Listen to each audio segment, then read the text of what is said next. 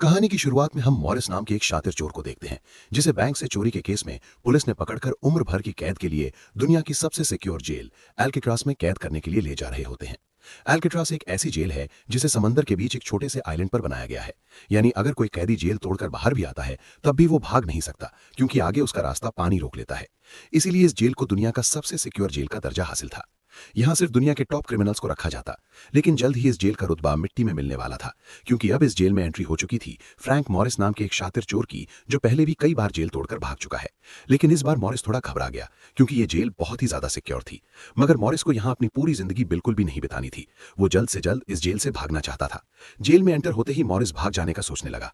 Morris को sir से पांव तक फुल चेकिंग करके उसे एक सेल में लॉक किया जाता है। एक गार्ड आकर मॉरिस से कहता है, वेलकम टू अल्काट्रास। और यहां से होती है असली कहानी शुरू। तभी अचानक एक बेल बजती है और सभी सेल के गेट्स ऑटोमेटिकली खुल जाते हैं। अफसर कैदियों को बाहर बुलाते हैं। इस जेल का डिसिप्लिन भी बहुत सख्त है। कैदियों को साफ सफाई और अपने टाइम पर सेल में जाने के रूल्स को फॉलो करना होता है। सब एक जैसा यूनिफॉर्म पहनकर लाइन में ब्रेकफास्ट खाने आ जाते हैं। मॉरिस के सामने लिटमस नाम का एक कैदी होता है। मॉरिस पूछता है कि मुझे तो कांटा ही नहीं मिला, अब मैं नूडल्स कैसे खाऊंगा। लिटमस उसे कहता है, अबे ये तेरा घर नहीं है, जो तुझे मिला है उसे चुपचाप खा ले। तभी वुल्फ नाम का एक खतरनाक कैदी मॉरिस को चिढ़ाने लग जाता है। वुल्फ से जेल में हर एक कैदी तंग था। वो यहाँ हर एक कैदी पर अपनी मनमानी चलाता था और उस पर बलात्कार के ढेर सारे केस भी हैं। इस जेल में एक से बढ़कर एक खतरनाक कैदी रखे जाते हैं। यहाँ लिटमस मॉरिस से थोड़ा खाना मांगता है और इस दौरान मॉरिस उसे अपनी प्लेट दे देता है। जब मॉरिस टेबल के नीचे से देखता है तो उसे पता चलता है कि लिटमस खुद खाना नहीं खा रहा, बल्कि वो चूहे को दे रहा है। रात को एक गार्ड मॉरिस को वार्डन के पास लेके जाता है। जब मॉरिस वार्डन के ऑफिस में पहुंचता है तो वार्डन मॉरिस से कहता है कि मैं जानता हूं कि तुम बहुत ही शार्प माइंड हो और बहुत इंटेलिजेंट भी हो, लेकिन वो सब यहाँ किस काम का, क्योंकि तुम्हारे जैसे यहाँ कितने आए और गए पर यहाँ से कोई बच नहीं पाया। यहाँ कैदी बहुत ही स्ट्रिक्ट रूल्स फॉलो करते हैं। 2 महीने में एक बार ही कोई तुमसे मिलने आ सकता है, और वो भी तब अगर मेरा मूड अच्छा हो। वार्डन बहुत ही सख्त इंसान है, जो जरा सी गलती पर भी कैदियों को बहुत ही स्ट्रिक्ट पनिशमेंट देता है। वार्डन कहता है, यहाँ से भागने का सोचना भी मत, नहीं तो तुम्हारे टुकड़े टुकड़े कर दिए जाएंगे। जिस पर मॉरिस जवाब देता है, नहीं सर, आपके होते हुए यहाँ से कौन भागने का सोच सकता है। लेकिन असल में पहले दिन से ही मॉरिस के दिमाग में यहाँ से भागने की प्लानिंग शुरू हो चुकी थी। इस दौरान मॉरिस मौका देखते ही वार्डन का नेल कटर चुरा लेता है, जो वैसे तो बहुत ही छोटी सी चीज थी, पर मॉरिस को पता था कि एल्काट्रास जैसे जेल में इस छोटे से नेल कटर से भी बहुत बड़ा काम लिया जा सकता है। मॉरिस वापस सेल में आते ही इस नेल कटर को बाइबल में छुपा देता है। अगले दिन बाथरूम में वुल्फ फिर मॉरिस को परेशान करने लगता है, पर इस बार मॉरिस उसे छोड़ने वाला नहीं था। अब मॉरिस अपना असली रूप दिखाता है और उसे पकड़कर उसकी खूब धुलाई करता है। वुल्फ को पीटने के बाद अब मॉरिस का पूरे जेल में एक अलग रुतबा बन गया। हर कोई मॉरिस से डरने लगा। इसके बाद मॉरिस को लाइब्रेरी में काम दिया जाता है। वहां इंग्लिश नाम के एक आदमी से उसकी मुलाकात हो जाती है। वो इस जेल का सीनियर कैदी है। इंग्लिश को इस भी 2 आदमियों के कत्ल की वजह से उम्र भर की कैद सुनाई गई थी। उसने इस जेल में अपनी आधी जिंदगी गुजार दी। वो इस जेल के चप्पे चप्पे से वाकिफ है। उसे जेल की हर बात की खबर रहती है। उसे ये भी पता होता है कि आज सुबह मॉरिस और वुल्फ की लड़ाई हुई थी। वो मॉरिस को कुछ किताबें देता है, जिन्हें मॉरिस को हर एक कैदी के सेल में पहुंचाना होता है। अगले सीन में खुले जगह को दिखाते हैं, जहां कैदी कोई ना कोई गेम खेल रहे होते हैं। तभी वो डॉक नाम का एक आर्टिस्ट से मिलता है, जो खुद की पेंटिंग बना रहा होता है। डॉक एकदम सीधा साधा और डिसेंट इंसान है, जो कई सालों से यहाँ सजा काट रहा है। उसे पेंटिंग करने का बहुत ही शौक था और अपना ज्यादातर वक्त वो पेंटिंग में ही लगा था। डॉक का कहना था कि अल्काट्रास जैसी जेल में कोई भी पागल हो सकता है, पर उसकी पेंटिंग की वजह से अब तक उसका दिमाग नॉर्मली चल रहा है। मॉरिस डॉक से पूछता है कि इस पेंटिंग में ये फूल क्यों बना के रखा हुआ है, तुम्हारी शर्ट में ऐसा तो कुछ नहीं। डॉक कहता है कि ये मेरी खुशी है, जो सिर्फ पेंटिंग में है, मेरे मन में नहीं। उसके बाद मॉरिस जब अपने दाएं तरफ देखता है तो उसे ऊपर इंग्लिश दिखाई देता है। मॉरिस इंग्लिश की तरफ जाता है। जब मॉरिस उसके करीब जाता है तो उसके चेले मॉरिस को रोक देते हैं। तब इंग्लिश इशारा करता है कि अपना ही आदमी है, आने दो। मॉरिस उसके पास जाकर बैठ जाता है और तुरंत अपने दिल की बात छेड़ देता है। मॉरिस उससे कहता है कि यहाँ से बचने में आप मेरी मदद करेंगे। ये बात सुनकर इंग्लिश तो हंस पड़ता है। देखो बेटा, ये महज सिर्फ जेल नहीं है, ये हम सबकी कब्र है। यहाँ से निकलना है तो पहले हमें मरना पड़ेगा, तब जाके हमारी डेड बॉडी यहाँ से कब्रिस्तान तक पहुंच पाएगी। चलो मान भी लो कि तुम इन बड़ी दीवारों पर चढ़ भी गए और उसके बाद खतरनाक फोर्सेस को क्रॉस भी कर लिया और किसी जादुई शक्ति से तुम यहाँ के सैकड़ों गार्ड से बचकर जेल से बाहर भी निकल जाओ, तब भी यहाँ से भाग नहीं पाओगे, क्योंकि आगे तुम्हारा रास्ता समुंदर रोक लेगा। इसलिए टाइम बर्बाद मत करो और चुपचाप सजा काट लो, कम से कम जिंदा तो बचे रहोगे। लेकिन मॉरिस अपने इरादे का पक्का था। वो हर हाल में इस जेल से भागना चाहता था। उस रात एक अफसर मॉरिस को बताता है कि तुम्हें कल से कारपेंट्री का काम दिया गया है, 1 घंटे का 50 सेंट्स दिहाड़ी भी दी जाएगी। मॉरिस फौरन इस काम के लिए राजी हुआ, क्योंकि उसे लगा कि वहां उसे कोई ऐसा औजार मिल सकता है जिससे उसके भागने में काम आ सकता है। अगले दिन मॉरिस लिटमस से यहाँ से बचने का रास्ता पूछता है। लिटमस कहता है, अरे ये तो बहुत ही आसान है। हर सेल में एक एयर वेंट होता है, उसके जरिए तुम छत पर पहुंच सकते हो, वहां से शायद तुम बच पाओ। और मॉरिस की बातों पर मुस्कुराते हुए वहां से चला जाता है। तब डॉग मॉरिस को खबरदार कर देता है कि वुल्फ तुम्हारी तरफ आ रहा है। तभी वुल्फ मॉरिस पर चाकू से वार करने आता है। मॉरिस अपना कोट हाथ में लपेटकर उसके साथ लड़ने लग जाता है। इतने में एक गार्ड उसे रोकने आता है तो वुल्फ गार्ड पर भी चाकू से वार कर देता है। अब मामला बिगड़ जाता है और वॉच टावर का गार्ड शूट करने लगता है। तब जाके मॉरिस और वुल्फ लड़ना बंद करते हैं। मॉरिस को पता नहीं था कि वॉच टावर पर भी एक गार्ड है। वो अब एक एक करके इस जेल की हर बात को नोटिस करने लग जाता है। मॉरिस और वुल्फ को गार्ड्स डी ब्लॉक में ले जाते हैं, जहां रात भर कैदियों को अंधेरे में रखकर टॉर्चर किया जाता है। ये एक ऐसा सेल था जहां कोई भी कैदी नहीं जाना चाहता था। जाने से पहले वुल्फ मॉरिस को धमकाता है कि बेटा तेरी मौत तो मेरे हाथों होगी। उस रात मॉरिस को तरह तरह के टॉर्चर सहने पड़ जाते हैं, जिससे उसकी हालत काफी खराब हो जाती है। 2 हफ्ते तक इस अंधेरे वाले सेल में रहने के बाद उसे वापस उसके सेल में ले आते हैं, जहां लिटमस अपने पालतू चूहे से मॉरिस को एक नोट भेजता है जिसमें लिखा होता है, वेलकम बैक मॉरिस। एक दिन चार्ली नाम का एक नया कैदी आता है, जिसे मॉरिस के पास वाले सेल में रखा जाता है। मॉरिस और चार्ली में जल्दी दोस्ती हो जाती है। मॉरिस फिर उसे अपने दूसरे दोस्तों से भी मिलवाता है। उसी समय वार्डन बिना किसी को बताए हर एक कैदी के सेल को चेक करता है। जब वो डॉग के सेल में जाता है तो डॉग के सेल में उसके बनाए हुए कई पेंटिंग्स होते हैं। वार्डन हैरान रह जाता है कि दिन ब दिन उसकी पेंटिंग तो बढ़ती जा रही है। डॉग ने वार्डन की पेंटिंग भी बना के रखी होती है। उसे देखकर वार्डन मुस्कुराने लग जाता है, लेकिन पता नहीं क्यों अगले दिन वार्डन डॉग के सेल में बनाई गई सभी पेंटिंग्स को बाहर फेंकने का गार्ड्स को ऑर्डर देता है। वार्डन के इस फैसले ने डॉग को अंदर से पूरी तरह तोड़ दिया, क्योंकि डॉग सिर्फ अपनी पेंटिंग के ही सहारे जिंदा था। वो अपने हर एक बनाए हुए पेंटिंग से बहुत प्यार करता था, क्योंकि यहाँ उसकी सिर्फ एक ही खुशी थी और वो भी उस बेचारे से छीन ली गई। मॉरिस उसे समझाता है कि कोई बात नहीं, वो सिर्फ पेंटिंग ही तो थी, तुम और भी बना सकते हो। लेकिन डॉग इस सदमे से बाहर नहीं आ पा रहा था। अगले दिन उसे देखकर मॉरिस गार्ड से कहता है कि प्लीज डॉग पर नजर रखिए, वो बहुत ही परेशान दिख रहा है, कहीं वो खुद को नुकसान न पहुंचा ले।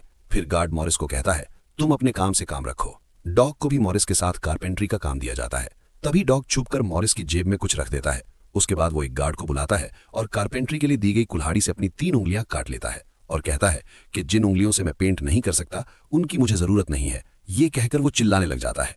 तब गार्ड उसे पकड़कर ले जाते हैं। मॉरिस देखता है कि डॉग ने उसके कोट में वही फूल डाल दिया है जिससे उसने अपनी पेंटिंग बनाई थी। शायद वो मॉरिस को बताना चाहता है कि इन लोगों ने मेरी खुशी मुझसे छीन ली। मॉरिस डॉग की कटी हुई उंगलियां उठाकर एक डिब्बे में डालता है और गार्ड को देखकर कहता है कि जाओ अपने वार्डन को दे दो, वो इसे देखकर बहुत खुश होगा। अगले दिन मॉरिस अपने सेल में बैठा होता है। तभी वो देखता है कि एक कॉकरोच एयर वेंट के अंदर जा रहा है, जिससे उसे अंदाजा हो जाता है कि यहाँ से बाहर जाने का कोई रास्ता जरूर होगा।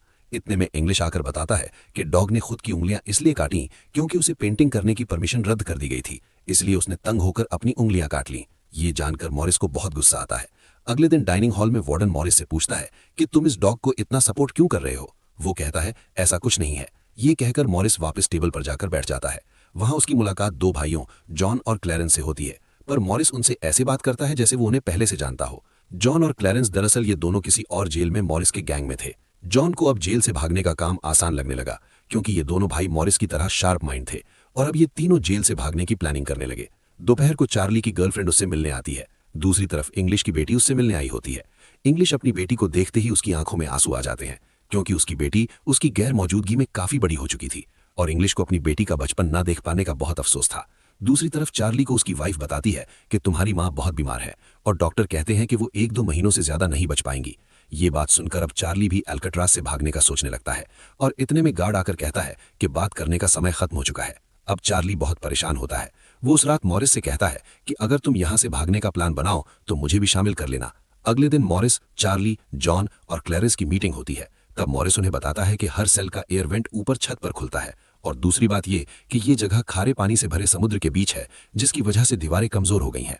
मेरे पास एक नेल कटर है और मैंने खुदाई पहले से शुरू भी कर दी है। अगर मैं थोड़ा थोड़ा करके खोद दूं और एक छोटा सा टनल बनाकर छत पर पहुंच जाऊं तो इस जगह की जांच करने के बाद पता चल जाएगा कि यहां से कैसे भागा जा सकता है। जॉन पूछता है कि रात को अगर गार्ड्स को पता चल गया कि तुम अपने सेल में नहीं हो तो उन्हें शक नहीं होगा क्या। तभी क्लैरेंस बताता है कि इस मसले का हल मेरे पास है। वो कहता है कि यहाँ मेरे पहचान का एक बार्बर है जो कैदियों के बाल काटता है। वो हमें बाल सप्लाई कर सकता है और उसे यूज करके हम एक डमी हेड बनाकर उसे बेड पर लिटा देंगे, जिसके बाद अगर हम दीवार की सुरंग से निकलकर ऊपर छत पर भी होंगे तब गार्ड्स को शक नहीं होगा, क्योंकि हमारे सेल के बेड पर नकली सिर रखे होंगे। पर बात अभी भी वहीं अटकी हुई थी कि जेल से तो निकल जाएंगे, लेकिन समुद्र का पानी कैसे पार करेंगे। मॉरिस जॉन से कहता है, देखो इसमें मुझे तुम्हारी मदद की जरूरत पड़ेगी। तुम तो क्लोथिंग डिपार्टमेंट में काम करते हो, वहां तुम्हें उन पुलिस अफसरों के लिए बनाए गए रेनकोट्स मिल जाएंगे, तो तुम कुछ रेनकोट्स चुरा कर मुझे देगी ना। हम उससे एक ट्यूब बोट और लाइफ जैकेट बनाकर समुद्र को पार कर सकते हैं। यहाँ चार्ली कहता है, भाई मुझे भी कोई काम दो, मैं भी तुम लोगों की मदद करना चाहता हूँ। मॉरिस चार्ली से कहता है कि जब मैं वेंटिलेशन की जाली खोदूं तो तुम पहरा देना ताकि कोई गार्ड हमें देख न ले, और जब तुम खोदोगे तब मैं पहरा दूंगा। मॉरिस का प्लान सभी को पसंद आता है और उसी रात में काम शुरू कर देते हैं। लेकिन दीवार खोदने के लिए नेल कटर बहुत छोटा था, जिसे चलाने में मॉरिस को बहुत जोर लगाना पड़ता और मॉरिस को दीवार खोदने में काफी मुश्किल हो रही थी। उसके हाथ में कहीं चोटें भी आईं, लेकिन वो धीरे धीरे उस होल को खोदने लगता है। अगले दिन वो खाने के टेबल पर अपने दोस्तों से कहता है कि मुझे खुदाई के लिए एक बड़े औजार की जरूरत है। नेल कटर से दीवार खोदना बहुत मुश्किल हो रहा है। तभी मॉरिस ने अपने हाथ में चम्मच को देखते हुए उसके दिमाग में एक आइडिया आया। वो जानबूझकर चम्मच को अपने जूते पर घिसकर उसे गंदा कर देता है। उसके बाद मॉरिस ने गार्ड को बुलाया और कहा कि ये चम्मच गंदा है, मुझे दूसरा चम्मच दो। बाकी लोगों ने भी गार्ड से उनका चम्मच बदलने की रिक्वेस्ट की।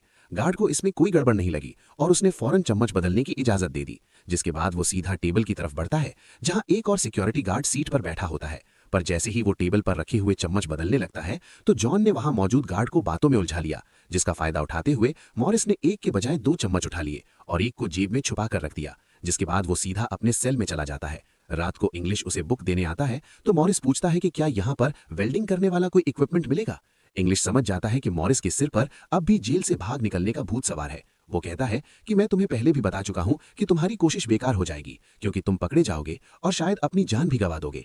इतने सालों में मुझे कभी भागने का ख्याल नहीं आया, क्योंकि मैं जानता हूं ये इम्पॉसिबल है, लेकिन तुम जिद्दी हो तो मैं क्या कर सकता हूं, करो कोशिश। लेकिन मॉरिस को उसकी वार्निंग का कोई फर्क नहीं पड़ता। वो अगले दिन लिटमस से माचिस मांगता है और कहता है कि अगर आप मेरी मदद करेंगे तो मैं आपके चूहे को अपने हिस्से का खाना हर रोज दूंगा। लिटमस खुश होकर ये डील मान जाता है, क्योंकि लिटमस को चूहा बहुत पसंद था। उसी रात लिटमस मॉरिस को अपनी माचिस पास कराता है। मॉरिस नेल कटर के एक हैंडल को निकालता है, जिससे वो एक छोटा सा बेलचा बनाने जा रहा होता है। फिर वो चम्मच को तोड़कर नेल कटर की हैंडल से जोड़ लेता है। फिर माचिस चलाकर दोनों को अच्छी तरह से वेल्ड करके एक नुकीला औजार तैयार कर लेता है। बस फिर क्या था, वो वेंट के चारों ओर खुदाई शुरू करता है। चार्ली पहरा देता है। अगर कोई गार्ड उस तरफ आया तो वो तुरंत सीटी मारकर मॉरिस को सिग्नल देगा।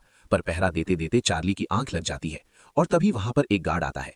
पर खुशकिस्मती से ऐन वक्त पर इंग्लिश ने बीच में आकर उस गार्ड का ध्यान भटकाया और दूसरी तरफ इंग्लिश की बातचीत सुनते हुए चार्ली की भी आंख खुल गई। लेकिन टेंशन में वो सीटी भी नहीं मार पाता। जिसके बाद वो कोई चीज गिरा देता है तो मॉरिस उसका इशारा समझकर वेंट को कवर करके बेड पर लेट जाता है। गार्ड पूछता है कि यहाँ कुछ जलने की स्मेल आ रही है। मॉरिस कहता है, सर आपके रहते मजाल है कि कोई स्मोक करेगा, मुझे तो कोई बू नहीं आ रही है।